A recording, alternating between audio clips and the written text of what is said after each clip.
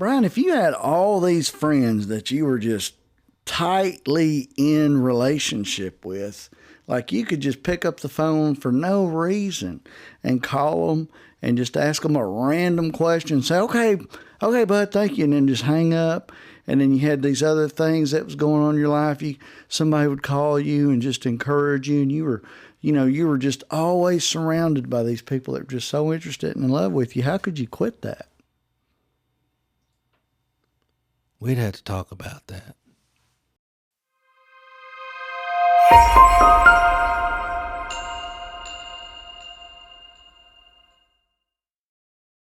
Hey, guess what we're going to do today? Tell me. Well, we're going to do a recap of all the last 50 episodes we've done. That's going to take a long time. Well, we're going to cram it down into just a small... we're going to zip it. Let's break it down. Zip files, and you'll just have to decompress it on your own time. But, and it's been 10 years since we've been, venturing down this journey. We started off kind of slow, trying to figure out what the Lord wanted to do. It took us a little while to land on He wants us to advance the kingdom. I know that sounds silly. Like, we were just like struggling. Lord, come on. What's your mission? What's your plan? What do you want us to do? We'll do anything. We'll lay our life down. That's stretching it, Bubba. Well, I'm compressing it in time. Oh, you are. And then what did he do? He's like, I want y'all to love people. I want y'all to go on a journey with people. I want you to lay your life down and encourage people. And, I want you to go out and produce fruit.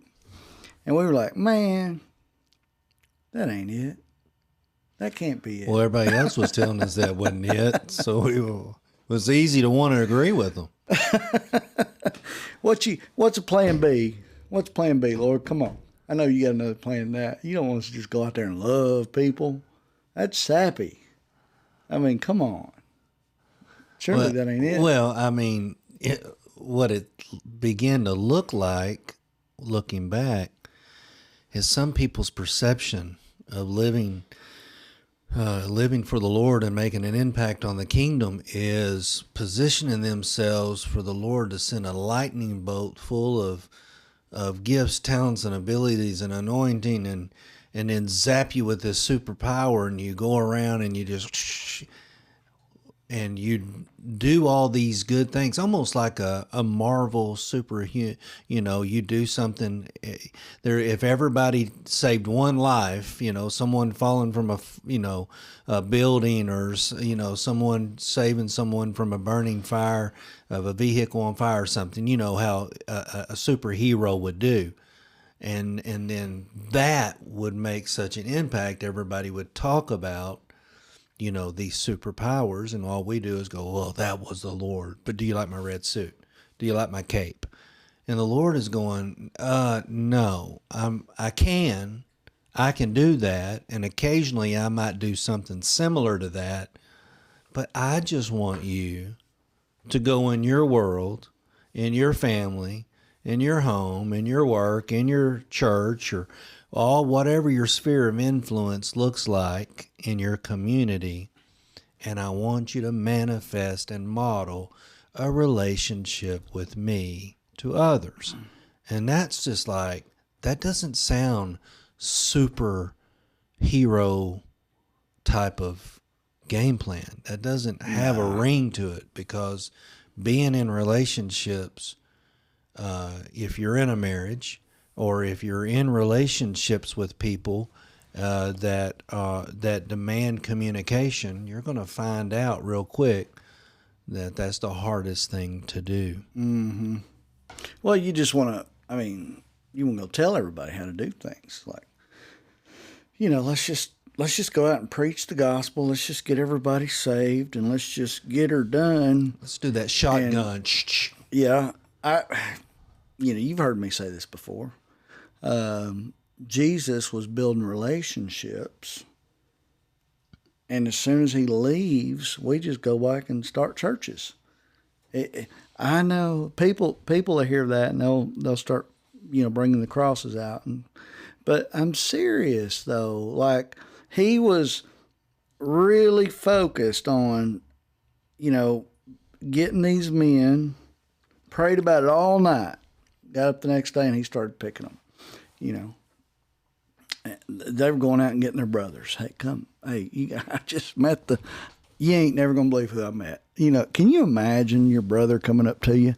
Hey, Brian, that guy that's in the Bible, the Messiah that's supposed to come and save humanity? I just met him down the street. He ain't going to believe it. He's here. Out of all the places, he's here. Yeah. And so what did he do with all the influence and knowledge? I mean, he could have really just set the world on fire, literally, just by building and getting people in and, whatever. But he did it the slow way. He started with people. Well, I mean, think about this. Those 12 guys he picked, he did 3.5 years of modeling what it looks like to be in relationship with his daddy and to be under the influence and under the leading of the Holy Spirit to do some pretty crazy, awesome, amazing things. But yet, they ran when he got crucified, and he came back Easter Sunday night, and he said, just as I've been sent, I'm sending you. Receive Holy Spirit. Then he sticks around for 40 days, and during that 40-day time period, his disciples were looking at the scars on his hands. They were looking at him, and they were game planning. They're like, dude, you really did we rise could do again. so much. We could do so much. And Matthew writes about it in Acts 1. Luke writes about it in Acts 1 and says that they would ask Jesus when they were breaking bread and eating, they would say, when would you come set your kingdom up now and liberate Israel? What they were thinking was power. And he was saying a few days from now, a half a mile away, all the power you're looking for will live and operate through you just like it did in me. And you'll become my messengers. Well, guess what? Nobody liked the idea of being a messenger. Too slow. I mean, and so no one wants to be a messenger. Everybody wants something big and miraculous to happen. You know what I'm saying? Can we just have a big revival and everybody gets saved and everybody, you know what I mean? A good analogy is it's like the tortoise and the hare. The rabbit was running, and he was so confident he was going to win, he'd take breaks and everything. Well, the turtle just never stopped. And eventually, we all know the story. If you don't, spoiler alert, the turtle wins. And the rabbit was so much faster than the turtle. And we think that, if we get a big enough stage with the kingdom and the gospel, that we can get so many more people on fire. And you'll see it. They'll have these large concerts. It doesn't matter where you're at. I mean, we're a pretty small town, and they have at least 2 big concerts I know of. Sure. Every year where tens of thousands of people show up and everything, and you'll hear it the most before it happens. 2 days after, don't hear anything else about it.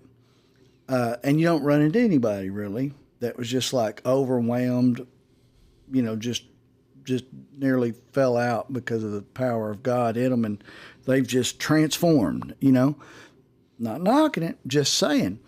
But if we stay slow and steady and consistent with 1 or 2 guys, those guys turn into people that just light. They've got so much fire going everywhere.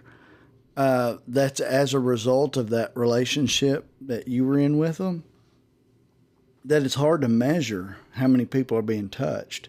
Because sooner or later, you'll hear like 3 or 4 down people coming and saying, you'll end up talking to them, and they'll say, yeah, this guy named so-and-so, did this and I know that guy. And you're thinking, that's the guy I'm in relationship with. Well, and next thing you know, 3 or 4 people down, you'll hear something happen, and well, how did you meet them? Well, because of JoJo and John and Ella Sue and you're like, and then it goes all the way back to this guy again, and you're like, man, there's a lot of stuff going on here, and it's happening all over the place, and people start taking on this culture of wanting to be in a relationship because it's a lot more exciting than what's advertised. We must make disciples. We must go out into all the world and make disciples. Brian, I command thee. This is what you do. And you're like, man, I really don't want to. I really don't want to build disciples. Man, I'm going to have to sit down with people and read the Bible and make sure they're, getting everything. I'm not even qualified, and I'm, I'm making fun, but at first glance, it don't sound exciting. Well, you get overwhelmed when some people hear the Great Commission. Oh my goodness, that's something I'm not good at. The Great Commission is to go in all the world and preach. I can't do that. I don't feel qualified to do that. Yeah. The thing that people say when, how do you eat an elephant? Mm-hmm. Well, you can't eat an elephant whole, but eat an elephant one bite at a time. Sometimes Christianity approaches the lost from the position of, how can we consume something so big? We still have technology. We got advanced technology today. We got social media. There's more avenues and more venues to reach people than ever before. But I can say people are in less relationship than they've ever been before. Sure. And so, to me, when I look at this, Google says you got approximately 200 people that you're directly or indirectly in your sphere of influence. Well, do I try to do a shotgun approach with all those, quote, 200 people? Or do I just do one person at a time and place value? And then what happens is those 200 people in my sphere of influence know each other as well. So me living a life that is showing value to people and placing value on my journey and my walk of faith with the Lord, and how I want that to be an encouragement and an inspiration and even a challenge to other people, suddenly I'm a turtle, but I'm in motion, and whether it seems like I'm getting anywhere, I'm making leaps and bounds. And just like you said, at some point it starts to compound. Yeah. It starts to compound, and suddenly you didn't know that while you started the race and you were in relationship with other people, everybody else started the race that was in relationship with you. And together you were making an impact. So you're actually going faster than you actually, because it's no longer just you, because you've invited and you've allowed other people on this journey with you. Yeah. Instead of saying, I'm just going to give some money and somebody else can somebody else can go to the mission field, or somebody else can go do this. How can I get the biggest bang for my buck, when the Lord is saying, listen, look what my son did. He modeled what it looked like to be in relationship, which gave him influence to reach more people, and he was in a position of leadership to make a difference in the world. That's all I want you to do. Yeah, it's incredible. It's probably the most exciting thing you can do, actually. It's not boring. I tell you what, though, if you do eat that elephant, you ought to get it free. You like the 72-ounce steak? Yeah. Oh, absolutely. Yeah.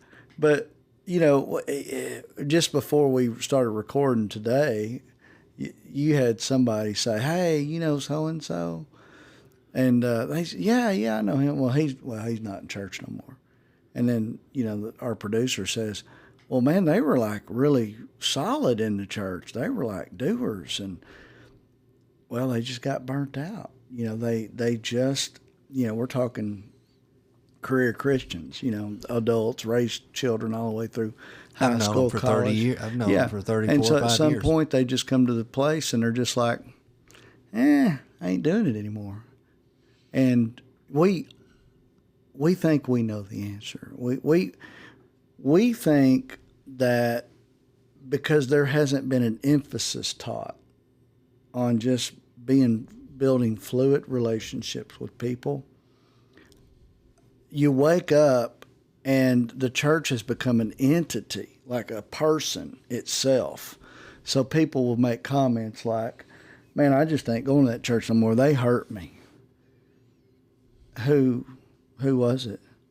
Well, I mean, and you know, they can get it down if you really dig down, they can say, well, the pastor did it, or there was a couple there, or it's like, you mean to tell me out of 1,000 people, you're calling them the whole thing, but really it was just a couple people hurt you, you know? So it comes down to this offense with people. Well, their relationships beyond those people weren't strong enough that they really were well rooted and grounded, and their relationship, pardon me, with the Father wasn't enough affirmation for them. It wasn't enough. They had to have it from others, so that when this offense come, they were like, that's what they think of me. That's who I am to them. Well, if there's a deficit in your walking relationship with the Lord, there's going to be an over emphasis and over expectation for someone else to feel what you're not developing and cultivating with the Lord. It's not going to get solved just by finding someone. That's where your codependency shifts, and the Lord wants us to be dependent on Him. So if we're not, we're going to find. So that's where unmet expectations or expectations are not met, and so that's when the hurt. And then guess what? That makes you further from your walk with the Lord, because now you're trying to reach out and find a way to connect and find to belong somewhere and find value and find community. And then you're like, dear God, just give up on everything. So that's the mission. It's big, it's huge. It's a huge opportunity to meet with people. And I met with this guy this afternoon, and he was like, I just don't go to church anymore. I love God and I watch it on TV, but there's so much more value if you can meet someone and not to forsake the assembling of yourself, but change the way you see and expect at church. Change that and start seeing it as an opportunity to connect with people. You don't owe me anything. The church doesn't owe me anything. I'm going to bring something to the table. Yeah. I'm wanting to develop. I want to meet people here so I can develop relationships outside the church. Yeah.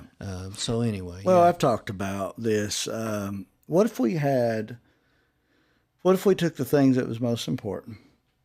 There's 2 commandments. It all comes down to love God the Father with all your strength and all your heart, all your soul, and love others just as I loved you. What if that's all we talked about? What if this was eternity? To love the Father, know the Father, and to know the Son. And these 2 commandments were just what we talked about. We made that the point. I don't think we would see near the problems we're having, today. I think we would be a lot better off. Until next time, we'll tackle more. Yep. Thanks. Excited. All right. We hope this episode of the Called to Love podcast has enriched your life and offered valuable principles to apply on your personal journey. Please explore our website at www.calledto.love for more information and to share your feedback with us. Until our next episode, may you find peace and love. And always remember, you are called to love.